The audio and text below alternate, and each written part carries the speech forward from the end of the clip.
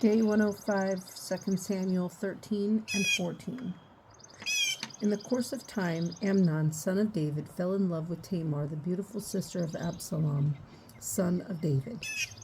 Amnon became frustrated to the point of illness on account of his sister Tamar, for she was a virgin and it seemed impossible for him to do anything to her. Now Amnon had a friend named Jonadab, son of Shimei.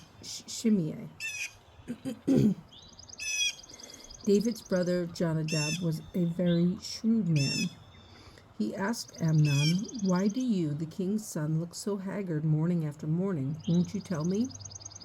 Amnon said to him, "I'm in love with Tamar, my brother Absalom's sister." "Go to bed and pretend to be ill," Jonadab said. "When your father comes to see you, say to him, 'I would like my sister Tamar to come and give me something to eat. Let her prepare the food in my sight, so I may watch her and then eat it from her hand.'" So Amnon lay down and pretended to be ill. When the king came to see him, Amnon said to him, "I would like my sister Tamar to come and make some special bread in my sight, so I may eat from her hand." David sent word to Tamar at the palace, "Go to the house of your brother Amnon and prepare some food for him." So Tamar went to the house of her brother Amnon, who was lying down. She took some dough, kneaded it, made the bread in his sight, and baked it. Then she took the pan and served him bread, but he refused to eat. "Send everyone out of here," Amnon said. So everyone left him. Then Amnon said to Tamar, "Bring the food here into my bedroom, so I may eat from your hand." And Tamar took the bread she had prepared and brought it to her brother Amnon in his bedroom. But when she took it to him to eat, he grabbed her and said, "Come to bed with me, my sister." "Don't, my brother," she said to him. "Don't force me. Such a thing would not be done in Israel. Don't do this wicked thing. What about me? Where could I get rid of my disgrace? And what about you? You would be like one of the wicked fools in Israel. Please speak to the king.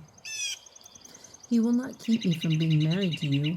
But he refused to listen to her, and since he was stronger than she, he raped her.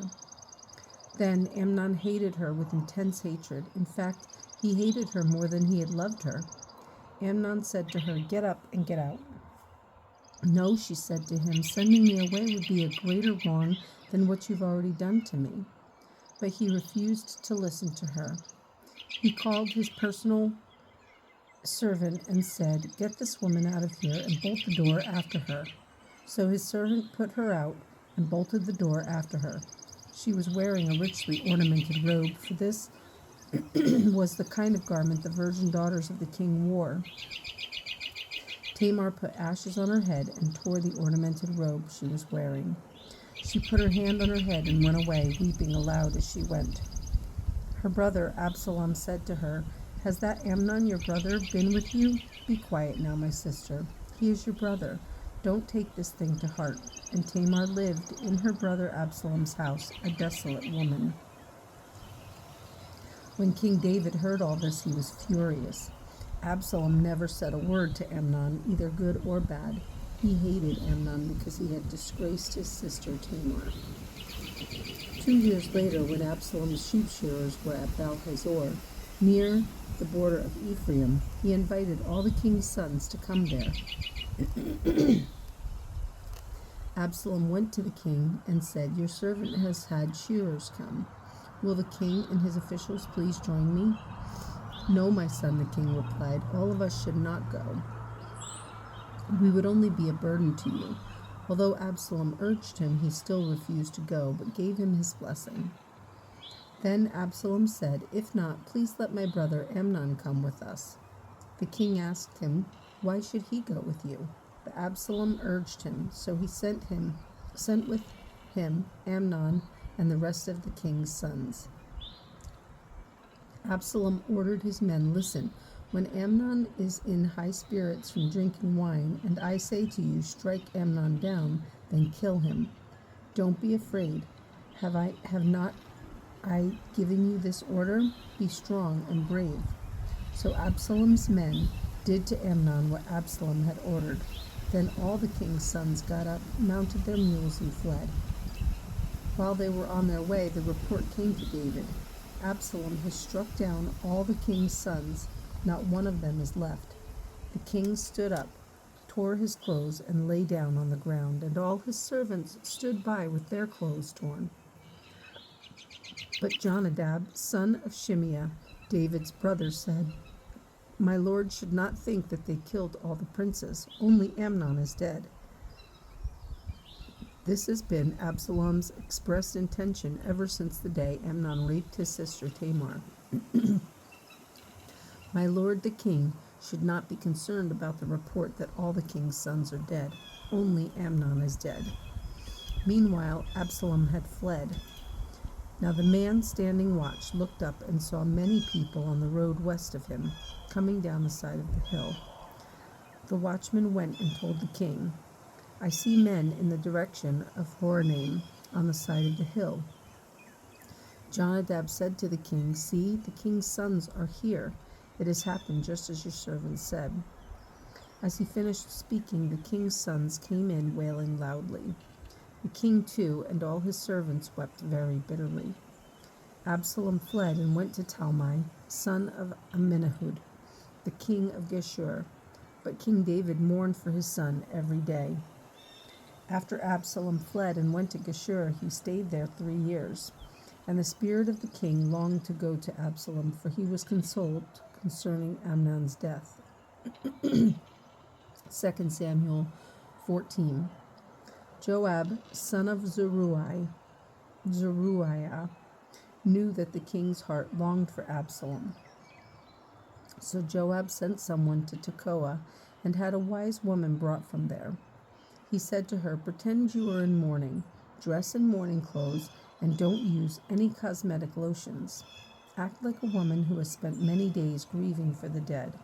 Then go to the king and speak these words to him. And Joab put the words in her mouth. And when the woman from Tekoa went to the king, she fell with her face to the ground to pay him honor. And she said, Help me, O king. The king asked her, What is troubling you? She said, I am indeed a widow. My husband is dead. I, your servant, had 2 sons. They got into a fight with each other in the field, and no one was there to separate them. One struck the other and killed him.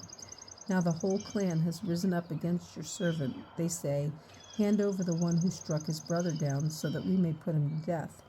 For the life of his brother whom he killed, then we will get rid of the heir as well.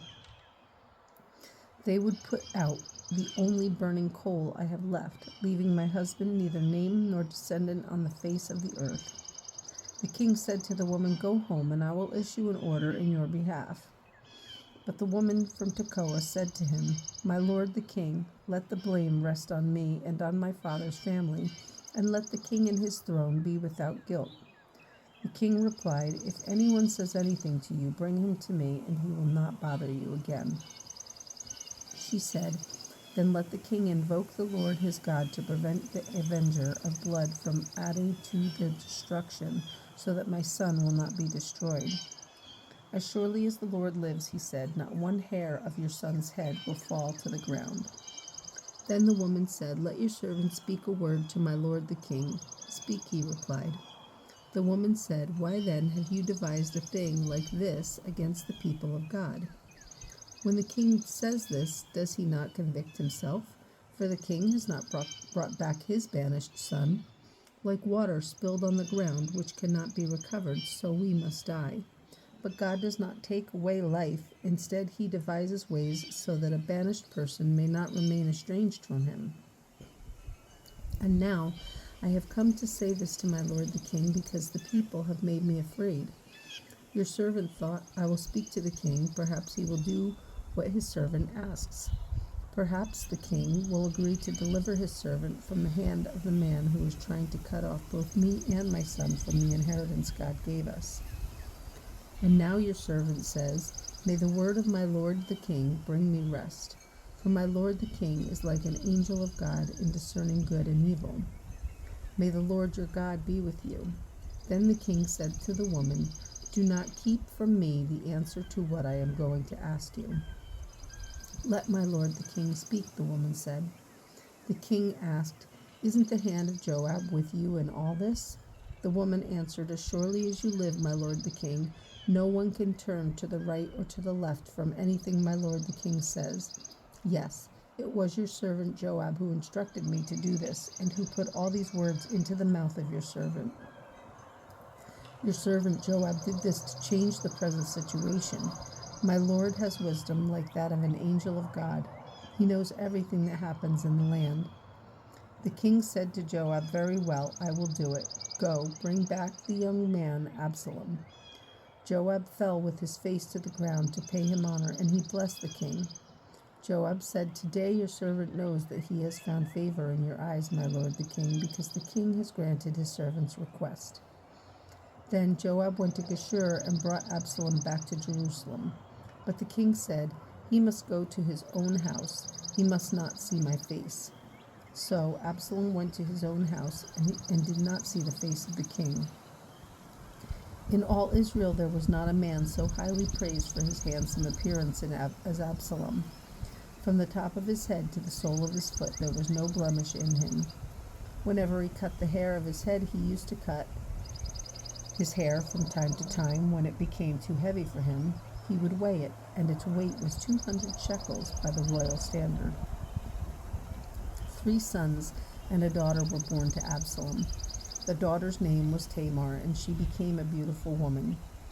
Absalom lived 2 years in Jerusalem without seeing the king's face. Then Absalom sent for Joab in order to send him to the king, but Joab refused to come to him. So he sent a second time, but he refused to come. Then he said to his servants, Look, Joab's field is next to mine, and he has barley there. Go and set it on fire. So Absalom's servants set the field on fire. Then Joab did go to Absalom's house, and he said to him, Why have your servants set my field on fire? Absalom said to Joab, Look, I sent word to you and said, Come here so I can send you to the king to ask, Why have I come from Geshur? It would be better for me if I were still there. Now then, I want to see the king's face, and if I am guilty of anything, let him put me to death. So Joab went to the king and told him this. Then the king summoned Absalom, and he came in and bowed down with his face to the ground before the king. And the king kissed Absalom.